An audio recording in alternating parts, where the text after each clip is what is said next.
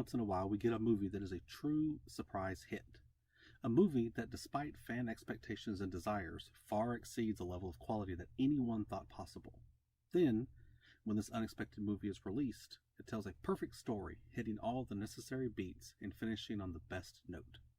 This movie is a great standalone story that does not need a sequel, mainly because the sequel would betray the point of the first one.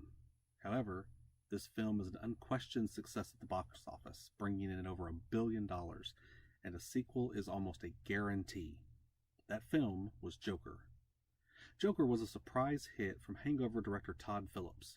No one wanted an origin story for the Joker. Baseline expectations for this movie were near rock bottom.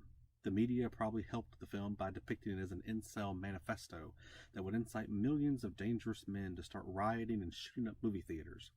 None of that happened, of course, but someone did get stabbed at a screening of Frozen 2. Joker was such a shocking success that it even took Warner Brothers by surprise. Warner Brothers had no expectations for this movie and allowed outside investors to front the majority of the costs in exchange for those investors reaping the majority of any profit the movie made. In the end, Warner Brothers received a paltry percentage of the $1 billion box office take. After the breakout success, Warner Brothers was eager to get a sequel into production that they would actually be able to profit off of. Unfortunately, the sequel produced completely destroys the previous entry, almost making it unwatchable. Allow me to explain, but first the good.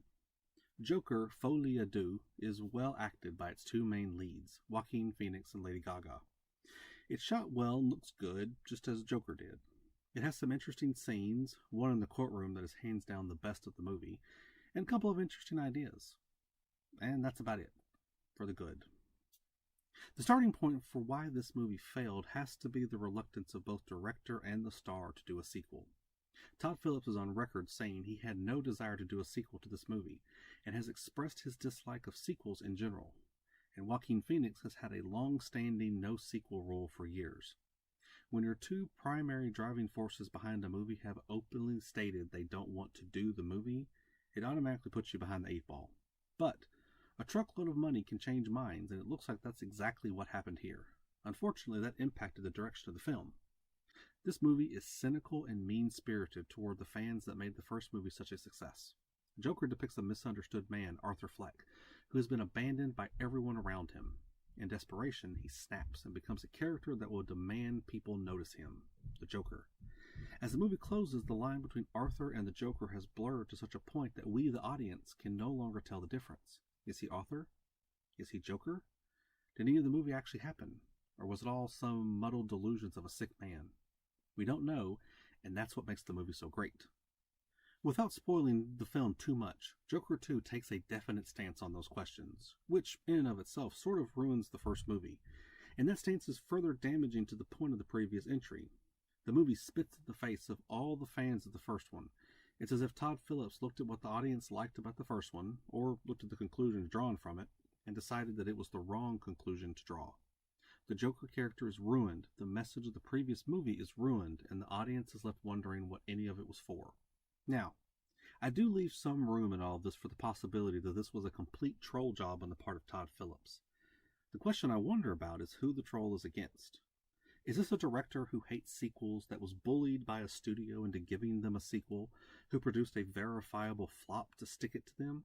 Or is this a director who holds ideological positions contrary to that of the majority of his audience, and grew angry over the conclusions they drew from his first movie and decided to make a sequel that would not only anger them but wreck any love they had for that first one? The first option is a daring, if not super passive-aggressive way to stick it to a studio system that had no faith in Phillips when risks were being taken, but suddenly won in on the pie when things are successful. The second option is stupid, career-destroying middle finger to those who made you a success. You never ditched the one that brought you to the dance. I said earlier that the performances were good, and they were. The actors were trying. Lady Gaga did a perfectly fine job with what she was given to work with. To be perfectly honest, I was expecting the movie to revolve around her, given the industry's infatuation with Harley Quinn and its insistence on redefining her as an independent character who is the center of everything. But they didn't. She is a side character to the Joker, albeit with a great deal of independence from him in the end. I think a further study of Harley Quinn as a character and why the media can't get her right anymore is needed, but that's for a later date. In this movie, she was done well enough, given what little there was for her. The music was there, sort of. This movie has been depicted as a musical, despite insistence by those involved in making the movie that it wasn't really a musical, and they were right. This isn't a musical. A musical is a form of media where emotion is expressed through singing and dancing. You talk until the emotion grows so high that you sing. Then the music swells to such an emotional high that you start dancing. You talk until you sing until you dance. Joker 2 is not a musical. The actors will talk and talk and talk, and then the movie cuts to an aside where the actors sort of talk in a sing-songy kind of way, and then they go right back to the action as if nothing happened. It's more like a movie someone was recording on a VCR as a homemade video of someone singing karaoke, and then someone kept pushing the record button, so the karaoke home movie bleeds through at times. They had Lady Gaga, a very talented singer, and they didn't really have her sing all that much. You see why I think this movie might have been a troll. Do not go see this movie. I would recommend not seeing it at all, but if you insist, wait until it comes out on TV or something in the future. It is completely damaging to the previous film and undermines every point it had.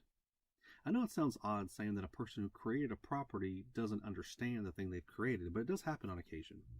Russell T. Davies, James Cameron, George Lucas, Amy Sherman Palladino, and Ridley Scott have all demonstrated a lack of connectivity to their properties at one point or another.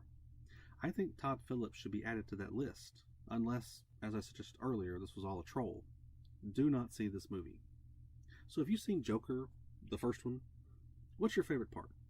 Do you think the events in the movie actually happened? Let me know down below. Thanks for watching.